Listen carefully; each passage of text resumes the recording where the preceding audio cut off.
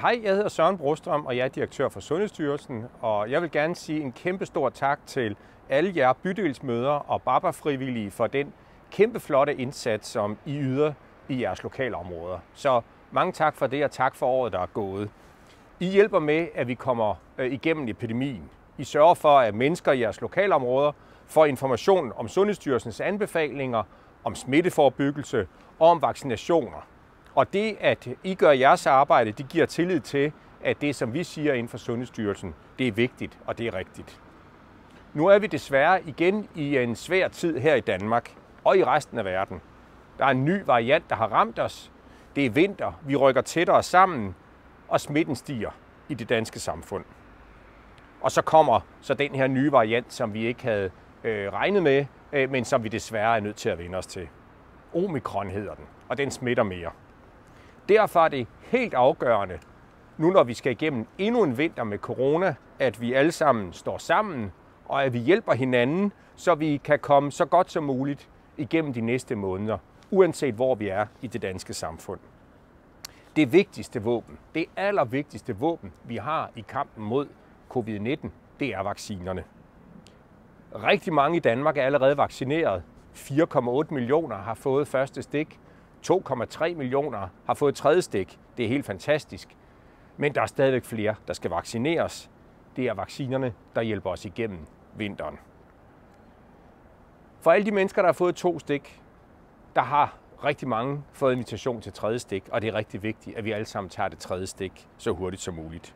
For vi ved, at med tredje stik, så får vi en bedre beskyttelse mod at blive smittet og mod at blive alvorligt syg.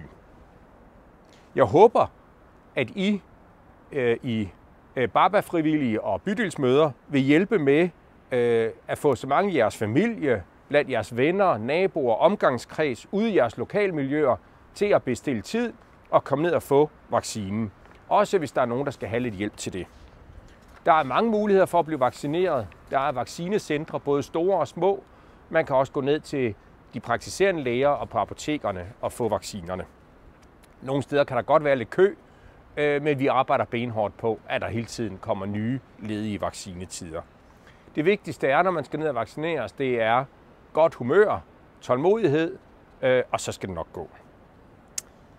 Noget nyt er også, at vi jo har udvidet vaccinerne til alle børn, helt ned til 5 år, og det er rigtig vigtigt, at børnene også bliver vaccineret, og det er helt særligt, at børnene bliver vaccineret lige nu og her, fordi vi jo har planlagt, at skolerne skal åbne igen lige efter nytår den 5. januar, og der er det vigtigt, at så mange som muligt af børnene er vaccineret, sådan at skolerne kan blive åbnet, og børnene igen kan komme i skole. Det er sikkert for børnene at blive vaccineret. Det er nogle helt fantastiske vacciner, vi har. Det er mere end 12 millioner vacciner, der er givet i Danmark alene, og på verdensplan mange millioner vacciner, der er givet til børn, så vi ved, hvor sikre de er. Og det håber jeg, I kan hjælpe os med os at sige videre. Endnu en gang vil jeg gerne takke jer for den kæmpe store indsats, som I har ydet her under corona og i det år, vi går ud af nu. Jeg vil gerne ønske jer en rigtig god ferie. Jeg rejser selv til Jylland i morgen, hvor jeg skal holde jul sammen med familien. Og jeg håber også, at I får en rigtig god ferie her med jeres familie og jeres omgangskreds. Og så vil jeg gerne ønske jer alle sammen et rigtig godt nytår.